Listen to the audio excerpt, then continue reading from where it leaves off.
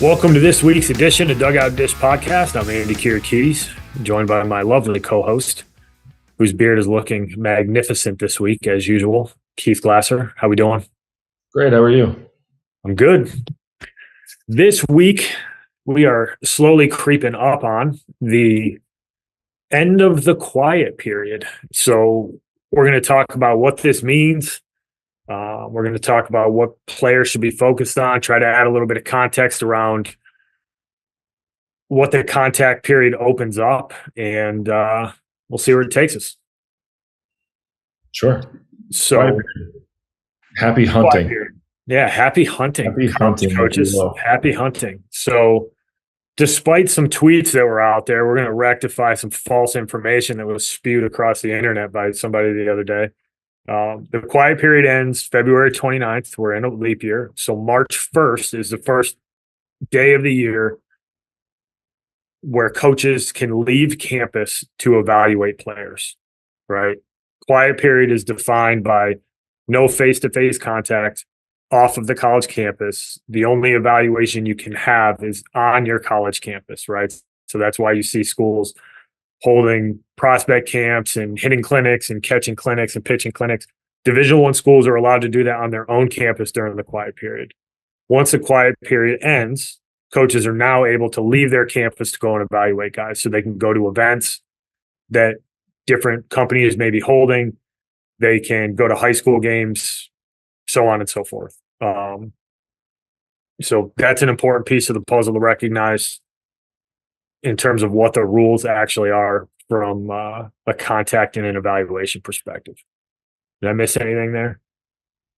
I don't think so. I was drinking water, for those of you that can't see me on camera.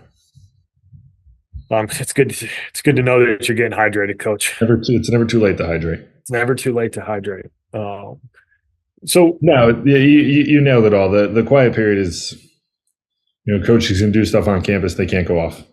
Yeah, it's the nuts and bolts of it. So let's tackle this first, right? Because contact period opens up March 1st, right? You can go and evaluate. Coaches can leave campus, but one of the things I think gets lost sometimes is that coaches don't have during the season, right? Like March 1st, Division I schools they're 3 weeks into their season, and they don't have the ability to just go anywhere, anytime to go evaluate kids. So yes, high school season is incredibly important. It's important for you to develop. It's important for you to go out and have success. It's important for you to go out there and showcase yourself and compete and try to win games for your high school. But it's also important to understand that coaches don't have the ability to just go out 7 days a week and go evaluate kids like they do during the summer. And for most college coaches, Monday is going to be the day where you spend time going out and trying to see high school kids that are a priority for you. And for most schools, I think at this time, they're going to be trying to go see priority 25s. If they're done with their 25 class, which, nobody's really ever like completely done. Like if somebody really good pops up, you're obviously going to go look for talent, specifically from an arms perspective, but they're going to prioritize guys that they know that have been on their radar, or somebody that a coach has called and said, hey, this kid made a jump this offseason. But they can only really do it when they're available to travel. And typically that's Monday, right? And we used to do it. Case was super organized with this, and we would sit down every Monday and plan out the next 2 weeks. And we would say, all right, so-and-so's pitching, scheduled to pitch on this day. He's pitching at 7:00. I'm leaving right after practice to go watch him. Or, hey, we've got 2 games on this Monday. Here are the 2 kids we need to go see. And we would plan that out, and it'd be really targeted, and we would adjust accordingly based on weather and all that good stuff. But, that's how we handled it, is that you go for priority guys and you're trying to get in-game evaluation on kids. The sooner, the better. Yeah, I mean, that's pretty much how everyone's going to do it. I think the other point to make there is the vast majority of that is going to be localized to campus. That doesn't mean that coaches won't, take a couple hour trip to see a high priority guy that's pitching that they want to see, who's throwing on Monday or whatever it might be. But, by and large, a lot of that, kind of in season recruiting is going to be done fairly local on all the guys they got to kind of check up on. And, I think the point I'm trying to make is like guys aren't necessarily the vast majority of coaches are not jumping on planes and going from the East Coast to the West Coast to watch someone play. Or, they're not driving 6, 7, 8 hours to go watch someone play. 3, 4, well within the range if it's high priority guys, but it's not necessarily something where coaches are going to be, going astronomical distances to see guys, during the high school season. So, it's one thing to keep in mind too. If you're a East Coast kid and you're looking to get recruited by, teams from Florida, like the likelihood of them coming up during your high school season to watch you play is pretty slim. So it's to keep in mind that type of stuff. Like you're going to see a lot more localized recruiting during the high school season, and then the summer will roll around, and that's when everyone's going to get out for the bigger tournaments and travel a lot further because they have the capabilities to do so. Yeah, huge point there. Like you've only got so much time in a day in order to drive and go see guys. So understanding who's in striking distance to come and watch you play is important. And kind of dovetailing into that, if you're a high school kid, coaches can only go see if they know when you're going to play, right? So if you're already in contact with some college coaches and you've begun the process with some of these schools, and we're speaking about 25s, it's on you to make sure that coaches know when you're going to play, right? Like if I'm a pitching coach somewhere, I can't come and watch you pitch if I don't know when you're pitching, right? And obviously I'm going to do my due diligence and try to figure that information out. But if you're a player, make it easier on a coach. If you've been talking to so-and-so school and they're 2 hours away from you and you're pitching on a Monday, like give that coach a heads up. Let him know that you're pitching. Post it on social media. Like there's nothing wrong with that. Throwing Monday at 4:00 at such and such field, post a little bit of video of yourself throwing. Like you never know who might show up, but you got to take a little bit of ownership over this and make sure that coaches have your schedule and that you've done your due diligence in reaching out to coaches that may have a chance to come and see you during the high school season, and do a good job of communicating with those guys and make sure that if you are talking to coaches that they know exactly what's going on. Send them video from your games, send us some stats, get them the information they need in order for them to come and see you. They're not just going to sit back and randomly show up at games. They need to know when you're playing, period. And it's on you as a player to make sure that you're giving coaches what they need. Don't just rely on these guys coming to you. You need to make sure that you're putting the effort in and taking the time to send this stuff out and make sure that these coaches know what's going on. Yeah, I mean, that's first and foremost in anything, whether it's the high school season, the summer season, the fall season, whatever.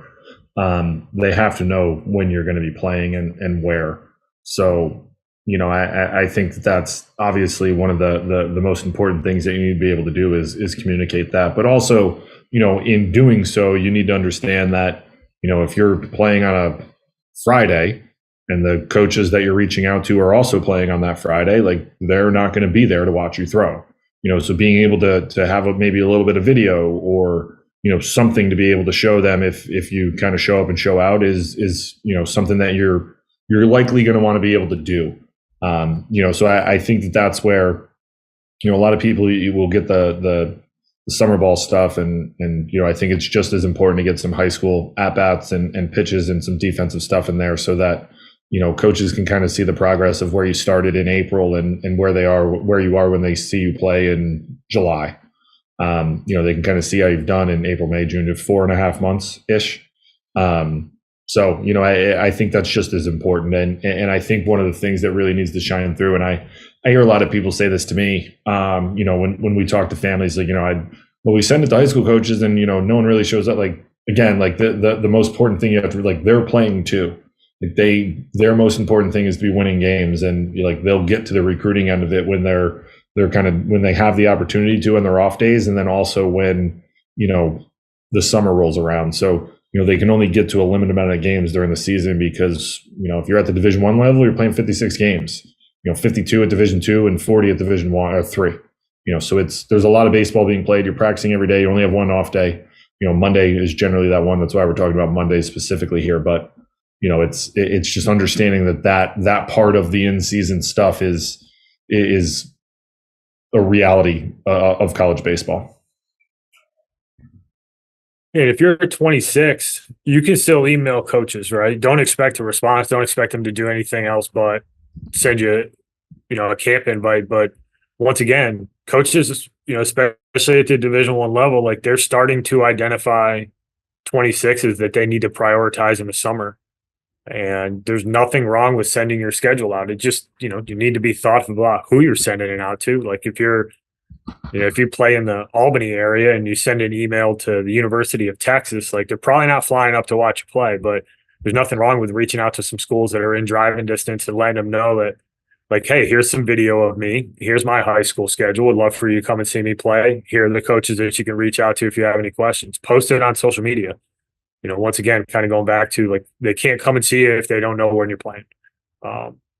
The other piece of advice I would give during the quiet period is it's the first opportunity you have to really start collecting in-game video. And there's a couple different reasons why I think this is important. One, you need to start to collect a library of video that you're able to put together and send to coaches in some capacity.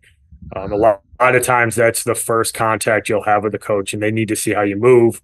And that in-game videos is really important, and it's something that you can use to help get yourself on the radar of a college coach, whether it's sending them an email with your YouTube video link or posting some clips from your game on social media. So if you're a parent, your kid's playing, like video their at-bats. You don't need some National Geographic quality camera to do so. Like your iPhone's plenty good enough. Just get up in there, get close to the field, grab some video of your kid. If you can get metrics from a pitching perspective, that always helps, but get that video for recruiting.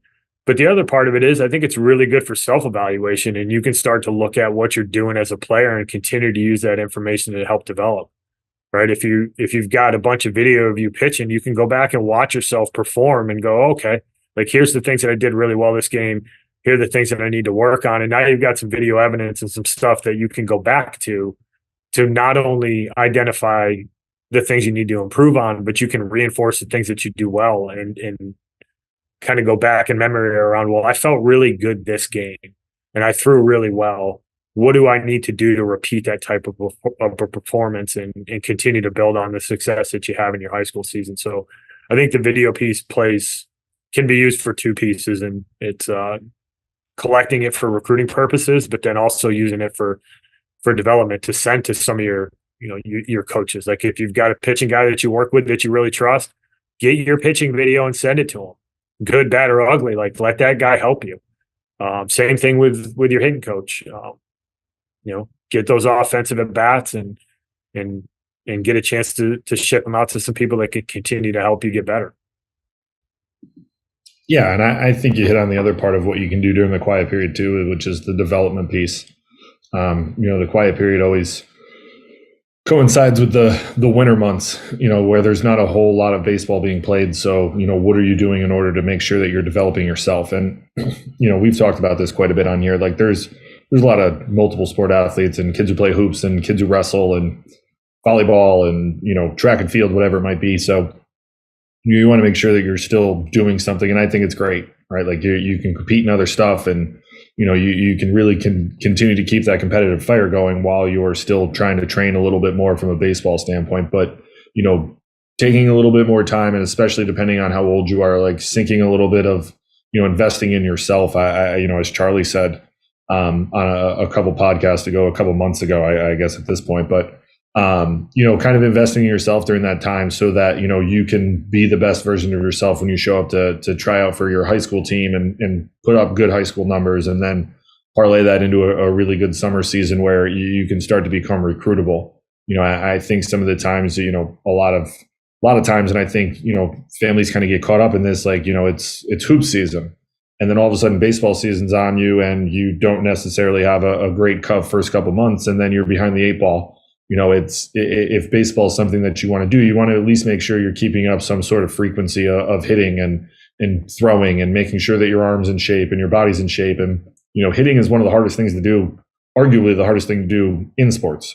If you're not going to hit for 3 or 4 months and then think that you're going to be able to turn it around and become recruitable, there's not a lot of people that can do that. So you want to make sure that you're doing something during, the off season, even if you are playing hoops and all that stuff. Like, I know you're going to be tired. I know it's tough to do, but I can promise you that it's going to be just as tough, and you're going to be just as tired if you want to go play college baseball. So, trying to, figuring that out a little bit early on, and, being able to do, and I'm not saying you have to go hit 7 days a week, but if you're hitting twice a week and you're throwing and you're able to do a couple things. And, look, when I talk about throwing, like, throw for 20 minutes, take 20 minutes out of a couple days a week and just grab your glove and somebody and go throw. Just keep your arm in shape.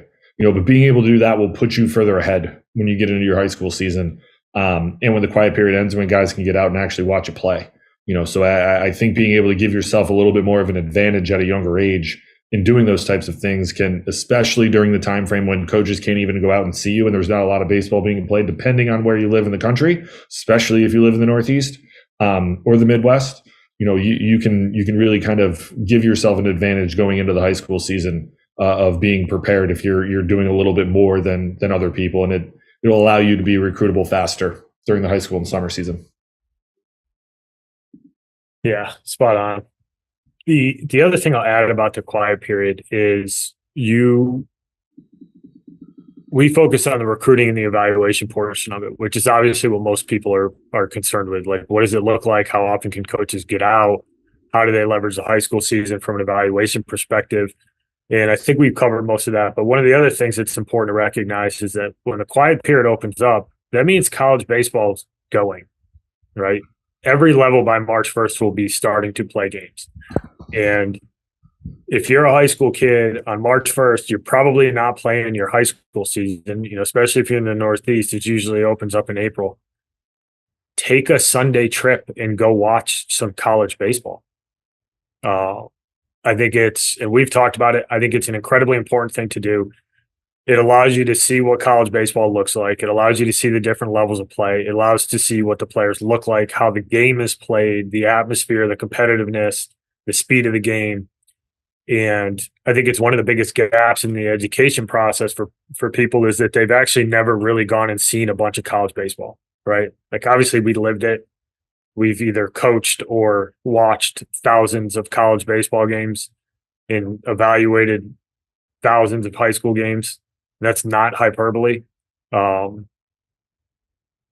If you're a high school kid and you haven't seen a college baseball game, you need to go see one, right? If you're in the northern New Jersey, or call it just like the mid-Atlantic, like New Jersey, Pennsylvania, New York area, like, go see a Rutgers game, go see a Delaware game, go see, a game at Montclair State, go see a game at Siena, like, go see a game at Marist. Like, there's so much college baseball within a couple hours that take a Sunday afternoon and go check this out and take advantage of a time when college baseball is up and running and get a feel for what this stuff looks like, and try to see different levels, try to see Division I, Division II, Division III, and you'll come away with a much deeper respect for what it takes to be there. And you'll come away with a better understanding of the type of players that play in different programs. And you'll be able to educate yourself on where you potentially fit. And, that can be an eye-opening experience for some people. And it can also be an experience where people come away from it and they're like, wow, I think I can play at this level. Like, I think this is a place that could be a good fit for me. I really liked how the coaches acted. The team played super hard. I liked the facility. And all of a sudden you might walk away with a school that you can add to your recruiting list that you wouldn't have otherwise even really considered because you didn't know anything about it. Like, you didn't know that Misericordia is legit. And you go watch a Misericordia game and you're down in that area. Or you didn't know how good Rowan and Montclair State was because you never seen a game, and you go there and you're like, oh, darn. Like, this is the type of place where I think I could get in the mix, or, a place that I could find myself being successful. And you'll realize how competitive it is. And I think that's a really big takeaway that a lot of people miss out on, is they're so caught up in the recruiting process that they miss out on the ability to educate themselves. And one of the best ways to do it is go get in the stands and go watch it happen. Because one, it's fun, and two, it's a great way to get a better understanding of what college baseball is. Yeah, and the vast majority of them are free, if not all. So it's not even going to cost you anything to get in the door.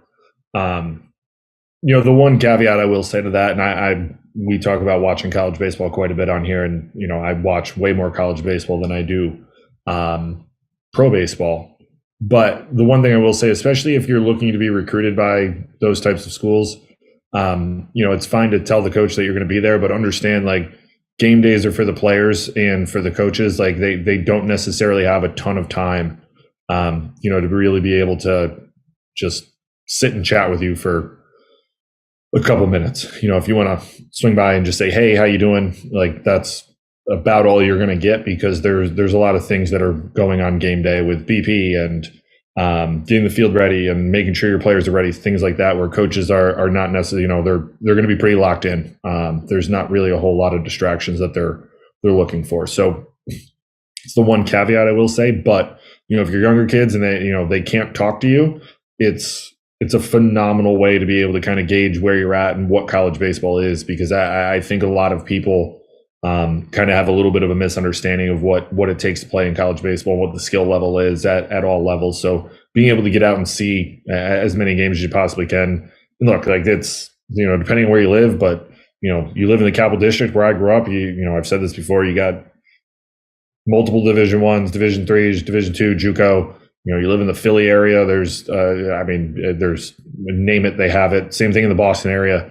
You can go watch a bunch of Division 1, 2, and 3 baseball and find, really top end college baseball that you can go see. So, I think if you have the ability to do it, and you have a Saturday or Sunday or even a Friday night to go see, like, I encourage you to go do it so that you can, one, see how awesome this game is, especially at the college level, but also kind of see where you think you might be able to fit in and see how good it is. Yep. Going to watch BP is great. So if you have a chance to get there early on a Sunday or something, like watching, I think for high school kids, it's really good for them to watch how college players go about their business and getting a feel for like how a batting practice operates. And then it's not just a collection of guys taking swings on the field, but understanding that people are working on base running and they're working on defense. And you got pitchers who are going through their pre-game routine, and you got bunting going on. Like there's a lot that goes into it. And it's actually a really cool thing to watch, especially when you have a team that runs a really quality batting practice. It's fun. I mean, maybe I'm a nerd about it. Yeah, I guess we probably are, but I think watching BP operate like a really good one, it's fun. And like you get to see that these guys are working on more than just trying to hit the ball out of the park. Like you'll see that there's structure to what they do. And it can help you frame up how you go about your business before a game. Like you might get there early and watch the starter get ready for his game. And if you're a high school pitcher and you go to a Rutgers game or something, you might watch Rutgers Sunday guy get loose and go, oh, shoot, maybe I should incorporate that into my routine. Like he was doing this to get himself ready. So you can learn a lot from it. So take advantage of that. To close this out, I don't want to lose sight of the fact that as a high school kid, yes, coaches can get out when the quiet period gets lifted on March 1st. But your job is still to go win and be a good high school player. Right. And don't lose sight of that. Like, don't make the recruiting portion of it the main focus of your high school season. Make winning and being a contributor and being a good teammate and doing things that helps your teams win, make that your sole focus. And you'll put yourself in a position to be recruitable, because if you do the things selflessly and you go out there with the intention of putting a good performance forth and helping your team win, a lot of times you'll do the stuff that impresses coaches. And it's not always about getting 4 hits, but it's about how you show up every day and being able to consistently show up, right? Because you don't know what day a coach is going to show up. You don't have any control over that. And what you do control is how you prepare. What you do control is your attitude. What you do control is how to have a good teammate you are and how you prepare for that. And if you do all of those things, you'll set yourself up for success. So, yeah, we've talked about the rules and how they work, and coaches can go out and the timing of it and what they're looking for and how to reach out to them. Yeah, you need to understand that, but don't lose sight of the fact that the goal is to win, and you want to make sure that you're doing everything you can for your high school team to go out there and win some baseball games. Yeah. Winning is fun, Coach. Winning is fun. So, and I think, being ready to play and actually playing in your high school season is important. yeah, get in the field, make yourself undeniable. Go, it's tough to get recruited if you don't get a chance to get out there. So, make sure you have a good preseason. Make sure you're doing the things in between games, having good practices, and give that coach a reason to put you out on the field. And then when you get that opportunity, do the best you can to take advantage of it. And hopefully there's some coaches there to watch you do it, and it ends up being a good result for you. So, but control what you can control and make sure that you're prepared for those games. And coaches will be out.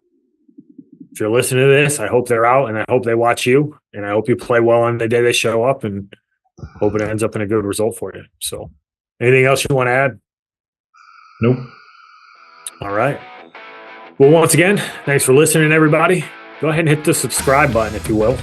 We appreciate the support. We'll talk to you next week. Thanks for listening. Thank you for listening this week. If you're watching on YouTube, go ahead and hit that subscribe button and smash that like button for us. Check us out on Apple Podcasts, Google Podcasts, as well as Spotify. You can follow us on Twitter and Instagram at EMD Baseball. If you want to find out what me and Keith do to help families and players navigate the recruiting process, go ahead and check us out on emdbaseball.com. Take a few minutes to check out our new online academy. I promise you'll get some good information out of that. Thanks again for listening. Check in with you next week.